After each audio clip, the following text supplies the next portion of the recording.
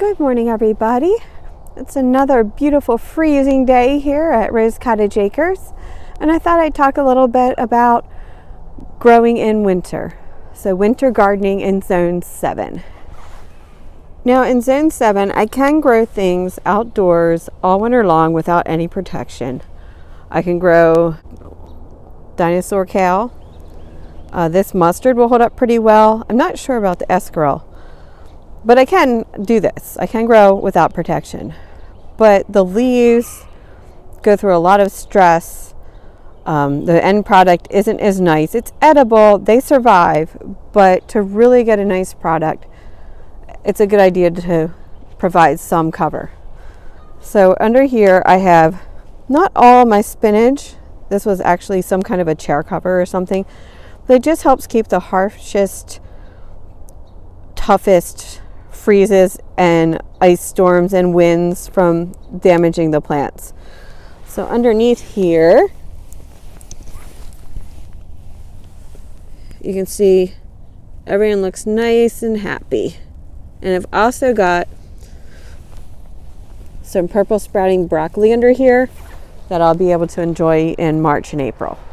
So the same thing over here. This kale doesn't necessarily need to be covered to survive, but it just ends up being a nicer product.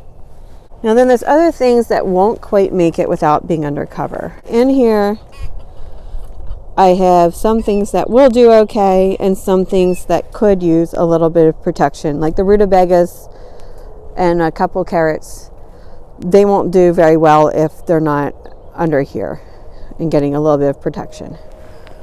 So this is just a greenhouse that I got from Lidl. It's a German grocery store that has opened up in my area. It was very reasonable. I got it early last spring and it's holding up pretty well.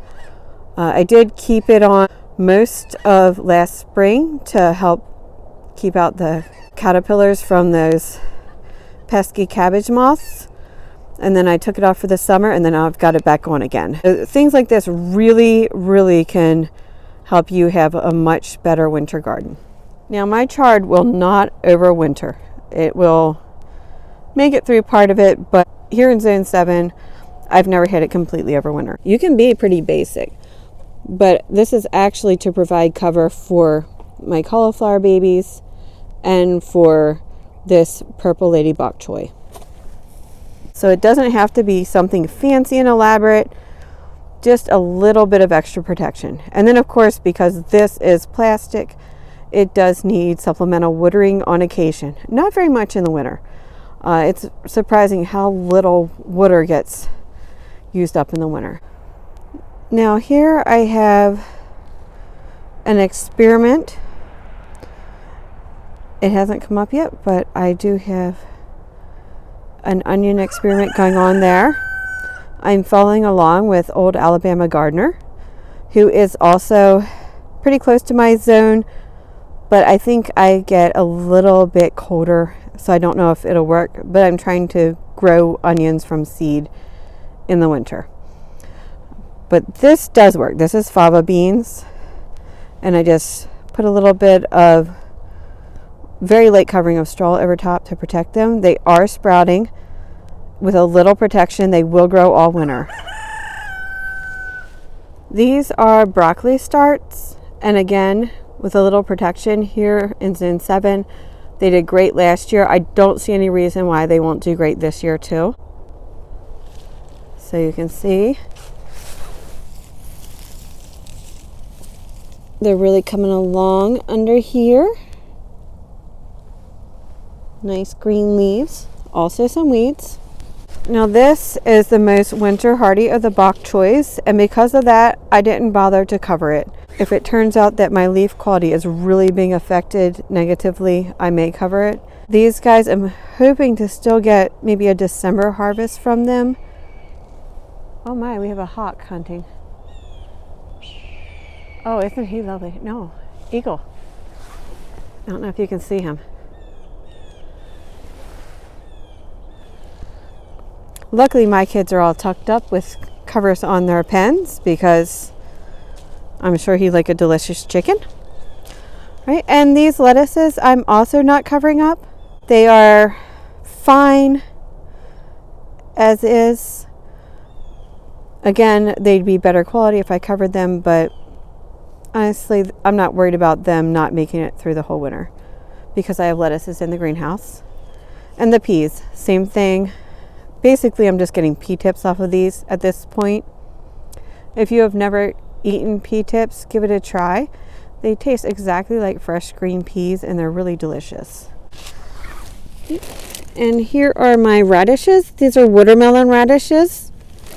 They are under plastic because they are a root crop, and I'm trying to get them to get to a decent size before we get a really hard freeze coming on. And I don't know what this is. He volunteered, but he's somebody in the broccoli family. And more spinach. Just leaving it out in the garden, it should do okay. I also have 2 patches of arugula type product. This one here is more of a cultivated green. And then over here, oh, I need to mulch, you guys. So I'm going to be coming through with some mulch for all these fruit trees. Over here is wild rocket.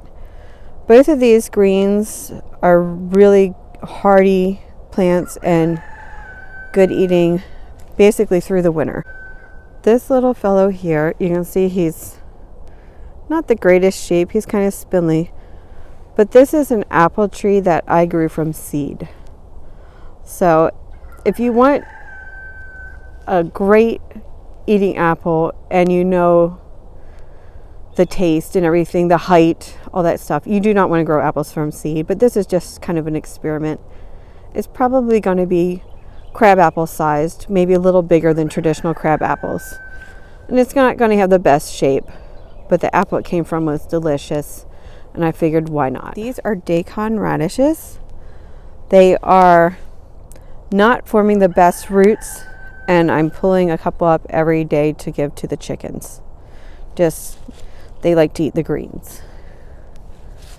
All right, so this is my main greenhouse. It is very tiny. It is 4 by 6, and it's just a test to see if I want to invest in something bigger.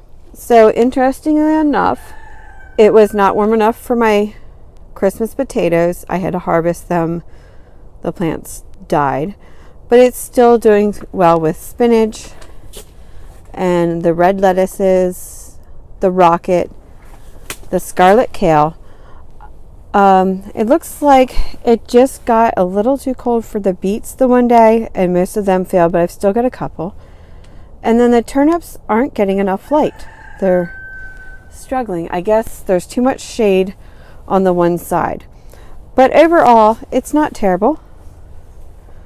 And I'm going to keep it going this winter and see what we end up with. Honestly, though, from what I can see so far, my crops outdoors in the garden with a little cover are outperforming these guys. I do have to come in here and water everything. And I think what would have made everything do better is if I would have brought in started plants and put them in here instead of growing from seed. They just didn't have enough time to really establish before the light dropped and before it got a little cold. But I think I will get something out of it by March and April, and that's what really matters. So basically there are 2 reasons to have a garden in winter. The first is to provide yourself with fresh greens and not have to rely on store-bought products. There's nothing like a fresh salad in the middle of winter when you just feel like, oh, this thing is dragging on forever. So definitely fresh greens are important.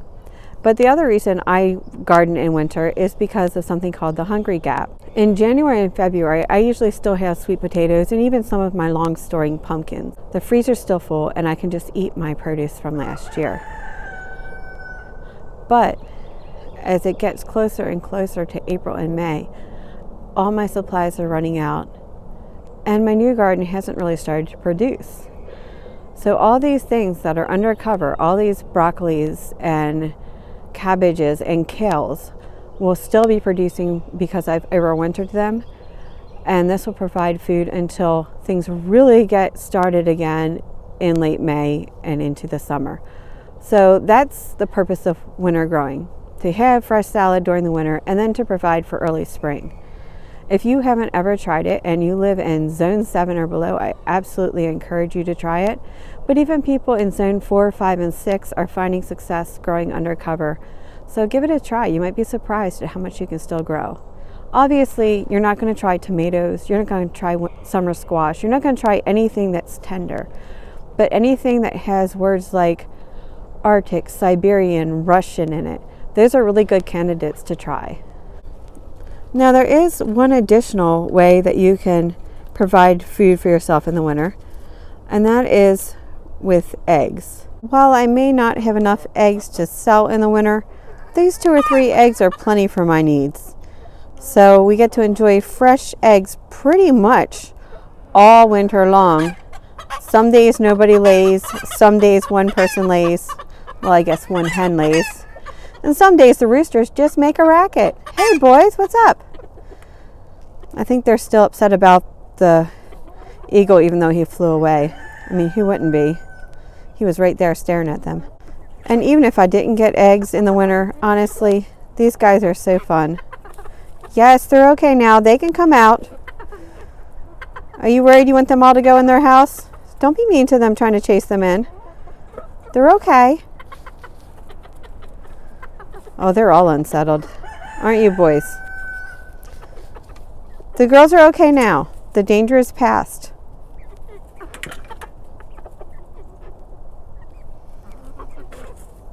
He's not happy unless he has them shut up. Double layer of protection. Oh my, everyone is really, really unsettled.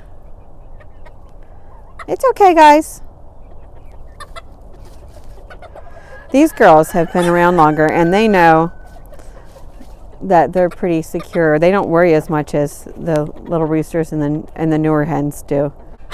But yeah, so even if I didn't get eggs, it'll be fun to watch these guys all pecking around and having fun.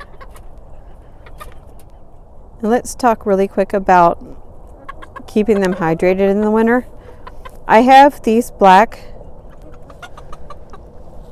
tubs I got from Tractor Supply, and I put them in the sunniest spot, which right now is not sunny at all, and fill them with water.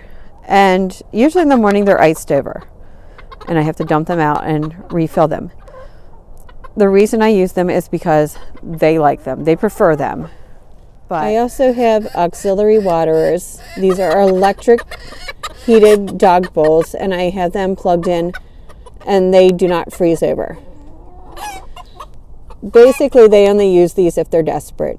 I don't know why, but they just prefer the big black tubs. So definitely, if you haven't tried it before, I do encourage you to try winter sowing, winter growing, keeping yourself in some kind of fresh food over the winter. There are some really great benefits, like not having to deal with the cabbage worms. I mean, it makes it so much easier to grow anything in the cabbage family. And you get to get out here, get some fresh air, keep yourself moving. So that's a huge benefit as well. It is a little late to probably start from seed this year. The light is getting less and less. So if you just put seeds in, you're probably not going to get anything from it. But if you have any starts sitting around, or you can talk to anyone who has a greenhouse who maybe has a couple extra starts, you can try getting them in the ground, getting them covered, and see what happens. So give it a try. I think you'll be happy you did. And until next time, have a blessed day.